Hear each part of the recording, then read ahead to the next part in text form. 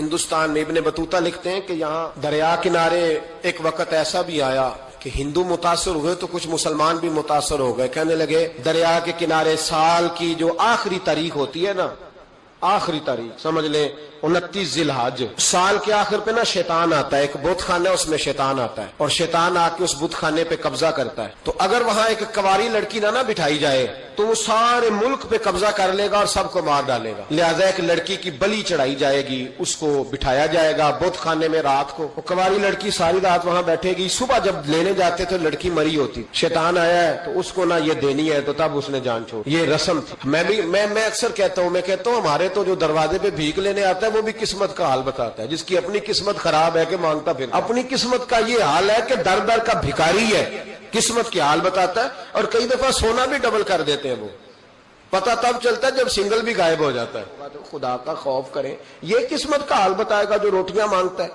کچھ تو تھوڑا سا معیار زندگی بنائے. ہم مسلمان ہیں، ان کا بھی نظریہ بن گیا. مسلمان بھی اس نظریے کا شکار ہو گئے کہ جناب سال کے آخر میں ایک کنواری لڑکی بٹھائیں گے ورنہ وہ سارے ہندوستان کو مار دے گا. ایک حافظ ابو البرکات رحمت اللہ علیہ نام کے بزرگ ہوتے تھے اور سلسلہ عالیہ چشتیہ کے شیخ بھی تھے. لیکن اللہ کی قدرت یہ تھی کہ ان کے چہرے پر داڑھی اور مونچھیں نہیں آئی. کچھ لوگوں کے نہیں نہ آتے بال، کیا کہتے ہیں ان کو؟ کھودے. وہ ہمارا ایک لفظ ہے، بولتے ہیں پنجابی میں. ان کے چہرے پہ داڑھی نہیں تھی. وہ بھی کبھی کبھی اس رستے گزرا کرتے تھے تو قریب ہی ایک بوڑھی اماں کا مکان تھا. تو اماں بڑی مہمان نواز تھی. اس نے دروازے پہ، اگرچہ بیوہ عورت تھی، ایک ہی اس کی بیٹی تھی، دروازے پر اس نے مہمان خانہ بنایا ہوا تھا. آنے جانے والے کو کھانا کھلاتی، چائے پہ شوق تھا اس کا. وہ حافظ صاحب دن کے وقت وہاں آئے. اماں بڑا رو رہی تھی، کھانا بھی نہ ملا، چائے بھی نہ ملی. تو کہنے لگے میں تو اس رستے اس لیے آیا تھا کہ یہاں ٹھہروں گا. مہمان نوازی یہاں اچھی ہوتی ہے، ہوٹل تو ہوتے نہیں تو مہمانوں کو مہمان خانوں میں ٹھہرنا پڑتا تھا. تو اماں کدھر ہے؟ تو کہا اماں بڑی پریشان ہے. حافظ جی نے کوشش کی، نیک آدمی تھے، کہ اماں سے ملاقات ہو جائے. حافظ جی کا کمال یہ تھا کہ حافظ اتنے پکے تھے کہ ایک جگہ بیٹھ کر قرآن پاک شروع کرتے تھے اور وہی سارا ختم بھی کر دیا کرتے. اتنی پکی منزل کے حافظ تھے. تو حافظ ابو البرکات صاحب وہاں بیٹھے. وہ اماں کوئی بزرگ تھے حافظ صاحب. وہ اماں سے کسی طریقے ملاقات کی تو اماں ملتے ہی رونے لگی چیخے مار کے. اماں کیا ہوا؟ کہنے لگی حافظ جی ایک کی بیٹی ہے، خاوند فوت ہو گیا تو میں نے نکاح نہیں کیا، ایک بیٹی کے نام ساری زندگی کر دی. یہاں نا اب بت خانے میں میری بیٹی کو بٹھایا جائے گا. مسلمانوں کے بھی، کچھ مسلمانوں کے بھی ہمارے گاؤں کے نظریات کمزور ہو گئے.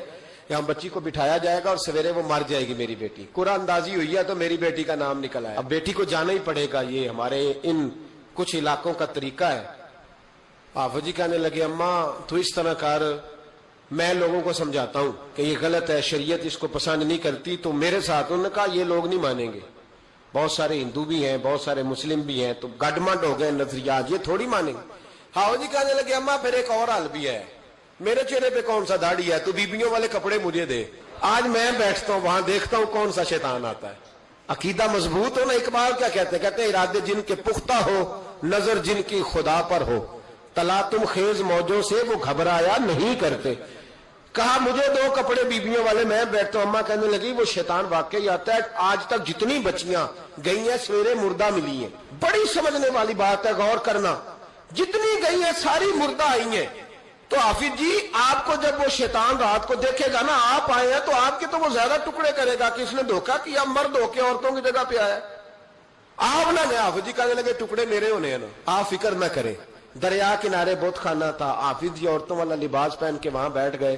حافظ صاحب کہتے ہیں 3 دفعہ میں نے رات کو باہر نکل کے دریا پہ وضو بھی کیا. ساری رات میں نے قرآن پاک پڑھا اور جب فجر کا وقت ہوا تو باہر نکل کے میں نے اذان پڑھی. لوگ آئے تو میں نے جماعت کرائی. اور فرماتے ہندو مسلمانوں سب کو بلا کے میں نے کہا کہ اگر آج کے بعد شیطان نہ آئے تو ہندو کلمہ پڑھتے ہو سارے؟ انہوں نے کہا جی پڑھتے ہیں. فرمایا لو پھر میں بالکل صحیح سلامت آ گیا، کوئی شیطان نہیں آیا. کہتے سب ٹھیک ہو گیا. اب لوگ کہنے لگے حافظ جی بات تو آپ کی ٹھیک ہے پر وہ بی بی کیسے مر جاتی تھی؟ جس کو ہم رات کو بٹھاتے تھے سویرے مردہ ملتی تھی تو اس کو کون مارتا تھا اگر شیطان نہیں آتا؟ حافظ جی سمجھانے لگے کہ شیطان وسوسہ دیتا ہے پر زندگی موت اس کے ہاتھ میں. وسوسہ دیتا ہے، جتنی اس کو گنجائش ہے وہ کرتا ہے. کہا پھر وہ بی بی کیسے مرتی تھی؟ تو حافظ جی نے ایک بہت بڑی بات سمجھائی. کہنے لگے اصل بات یہ جس آدمی کو پتا ہو نا میں نے سویرے مر جانا ہے وہ ڈر سے ہی مر جاتا ہے. جس کو پتا ہو نا کہ میں یہاں مرنے آیا ہوں تو وہ ڈر سے ہی. فرمانے لگے اس کا عقیدہ کمزور ہو جاتا تھا، وہ نفسیاتی طور پر سمجھتی تھی کہ میں نے مرنا ہی مرنا ہے. تو خوف ہوتا تھا، کوئی قریب نہیں آتا تھا، دریا اور جنگل دائیں بائیں، تو صبح تک اس عورت کا دل بند ہو جاتا تھا، تو وہ خوف سے ہی اسے کوئی شیطان نہیں مارتا تھا۔ تو فرمانے لگے جن لوگوں پر خوف طاری ہوتا ہے نا انہیں کوئی بھی نہیں مارتا، وہ اندر کے خوف سے ہی مار جاتا ہے۔ اندر کے خوف، بہت سارے لوگ ایسے ہیں جو نفسیاتی طور پر مر گئے، اندر کے خوف سے وہ لوگ مر گئے، اس لیے کہ وہ اپنے آپ کو مضبوط نہ کر پائے، اندر سے مضبوط کریں اپنے آپ۔